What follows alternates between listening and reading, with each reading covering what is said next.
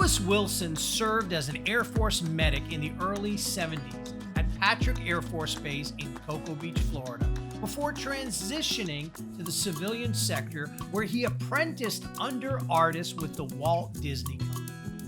From there, he launched into a career as a sculptor of glass, creating amazing works of art from glass rods and a propane jar. His works can be found in government, private, and corporate collections around the world. My friends, let's give a warm welcome to today's guest, Mr. Lewis C. Wilson.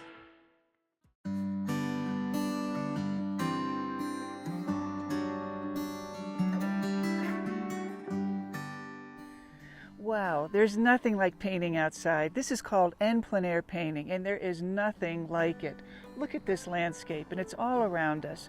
But there's a few key things you need to remember if you're going to be painting outside. This is my travel easel, and you can see that it folds down, and it carries right into this great all-carry bag made by En Plein Air Pro.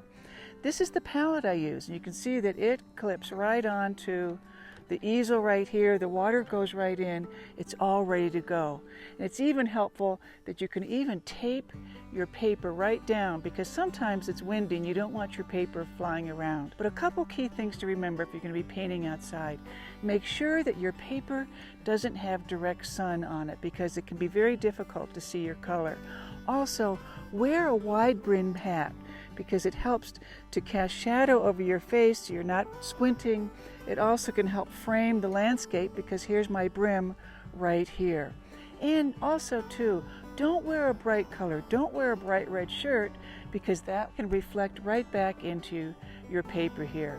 So remember to keep everything with you. Make sure you have enough water, make sure you have your brushes, and extra paper for doing lots of paintings. So get out there and paint. There's nothing like it.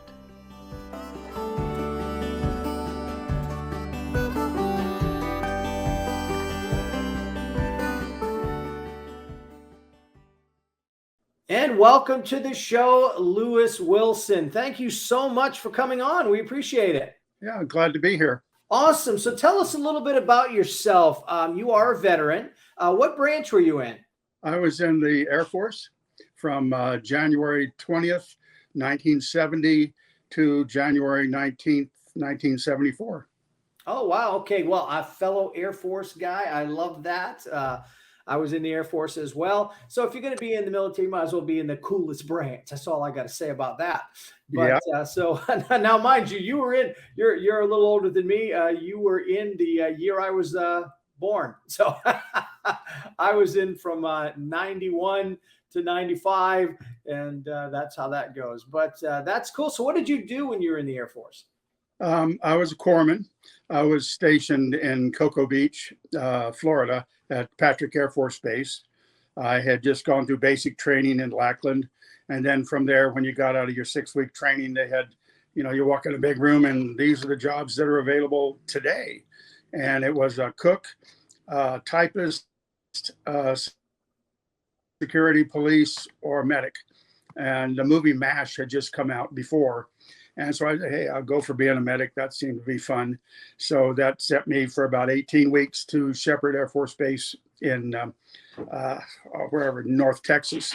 And so when I finished out of Texas, then they sent me to Cocoa Beach, Florida. And I was there 3.5 years, roughly. And I was immediately assigned for rotation through a variety of wards and places in the hospital. And then I ended up spending the 3 years in the emergency room, which I loved. Have you ever noticed how professional artists stand way back when they're drawing or painting? There's a reason for that, and it's all about posture.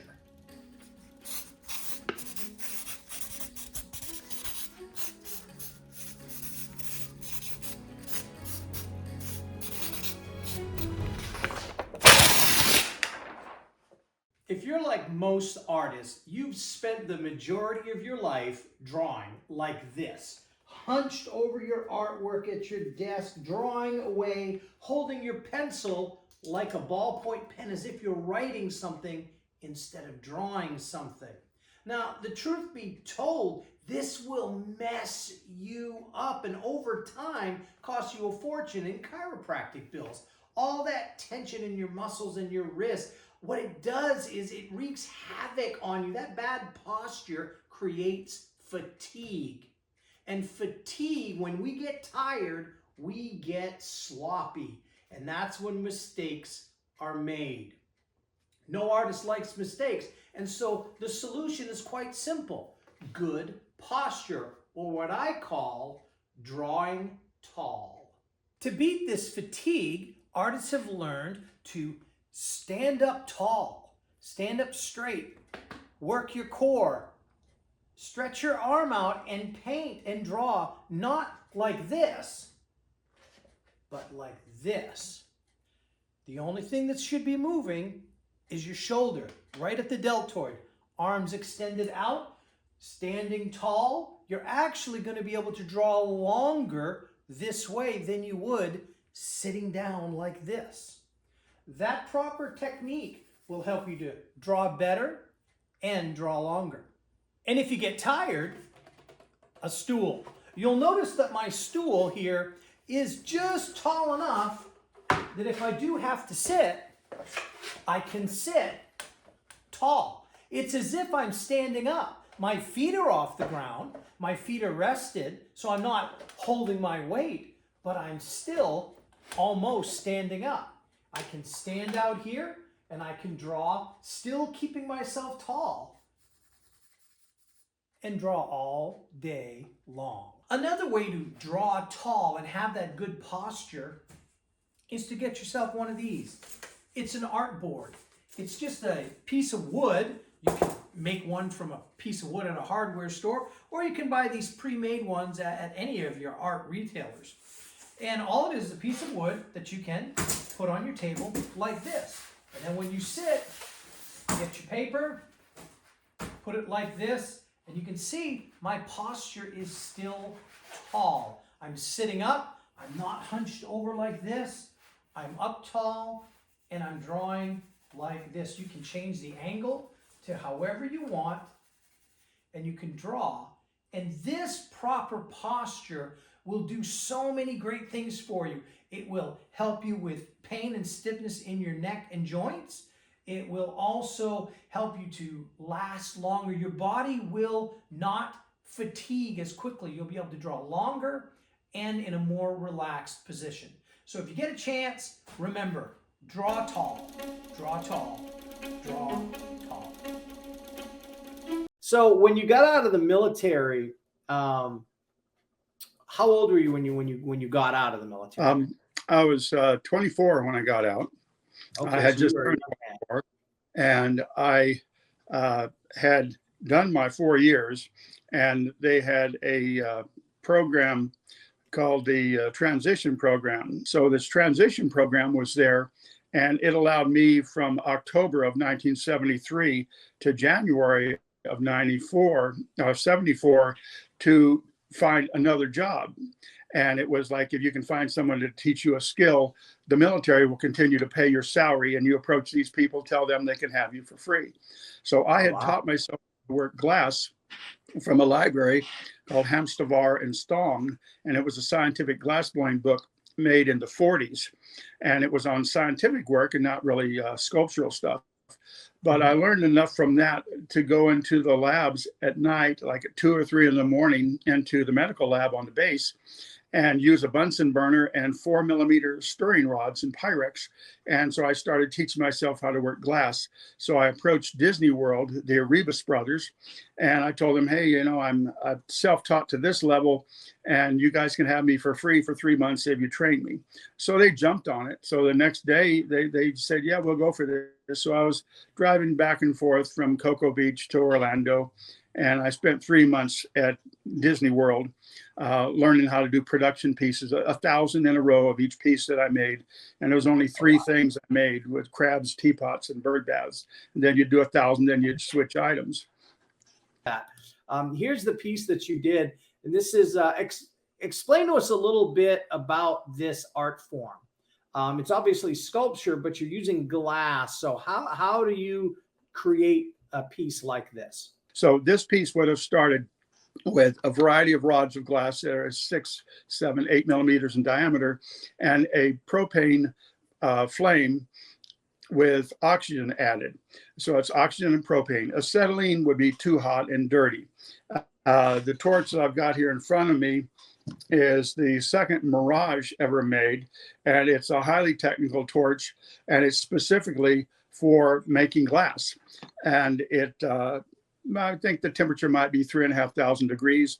The glass I work with melts at 1,448 Fahrenheit.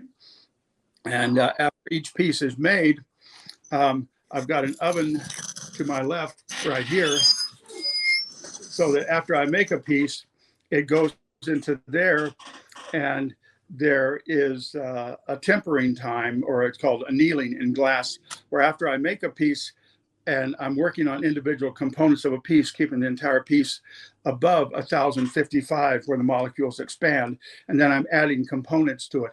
On this piece, I would have compressed glass into the torso for the stomach and the chest, and then attached a clear rod under what would have been like the belly button area. And then I sculpt all the arms, the head, everything, and nothing in the hands yet. And then I would put a handle attached to one of the arms, and then I would go back in with the glass with my pants and work from the body down to the feet. And then on one foot, I would put a post on the lowest foot, and that's the one that would have a post mounted into the bottom of that Italian black marble base. So I burned the post off the hand, then I finished the flames and all that. But the entire time to do that is probably about 45 or 50 minutes. And then it's annealed starting, it goes into the oven. The annealing point, or the temp in the oven, is at about 1,050.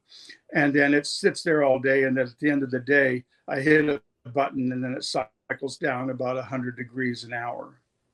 That's amazing. That's just so neat. I mean, what a great way to learn. You're learning from the guys at Disney. Disney's always been famous for innovative artistic expression, and all of their things. They don't do anything halfway.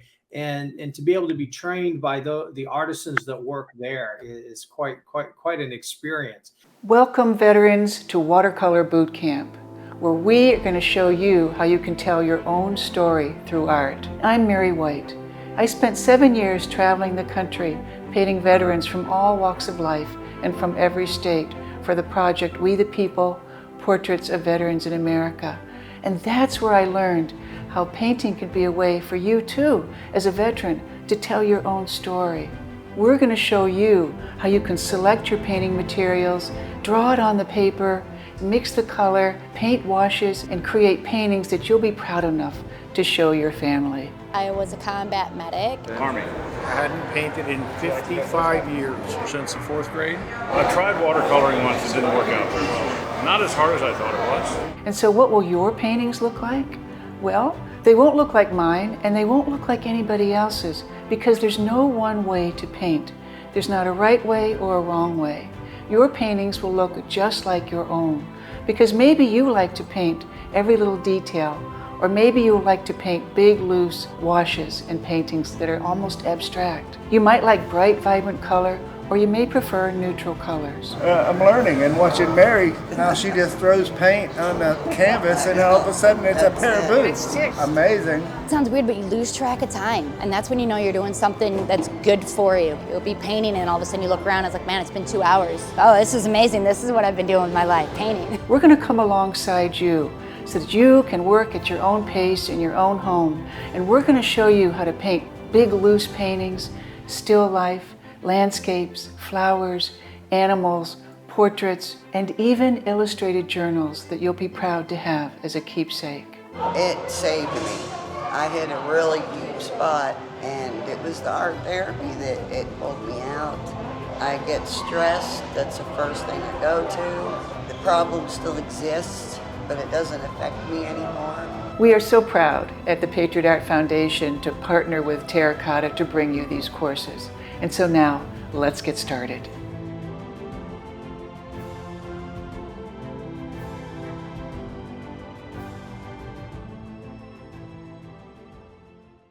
I want to show some more of your artwork here. Talk us through a little bit about the process of making this and why you chose this particular theme for this project. I moved back to Albuquerque in 1981, my sister asked me if I can make an eagle dancer for her. And I said, I don't know if I can, I need to find a picture of it or whatever. And so at this point, I'd been working glass about, say, 9 years. And I came out with a good little design. And I made this simple little eagle dancer. And I showed it to some friends. And within a period of 2 or 3 months, there were many people that liked that direction of doing a glass Indian dancer or an eagle dancer. And they're pretty much patterned after Kachina dolls, although I never call them Kachina dolls, but most of my collectors do. And this piece is actually made starting with a rod that's 1 inch in diameter. It's pretty much like a glass baseball bat. Oh, wow. And it's same torch, but it's this here is only a 3/4 inch rod. But oh, wow. A 1 inch diameter rod is kind of hefty to sculpt with. So I would have worked on the waist area and worked from the waist all the way down to the feet and legs and toes, and then posted one of the feet and then gone up to the body and then the wings and everything. If you can see in closer into the piece, I'm using leather tools, and these are the tools that I'm using, and I've got wooden handles on them. And this is 50-year patina from hand sweat, but these are like Tandy leather tools. And I use those to imprint and design into the body of the piece. So around the waist area, it's almost a little like a kilt, like a loincloth kilt combo, and heating up 1 square centimeter at a time and tooling that area, then moving next to it. So there's this little thing where I'm almost like running a sewing machine rather quickly. Here's another one that I just love. When I was perusing your website, there were so many of these. You had a whole series of these dinosaurs, and I am a dinosaur fanatic. And so I saw this one of my favorites, the Triceratops. So you've got a whole series of dinosaurs. What made you decide to do glass dinosaurs? What was the motivation behind that?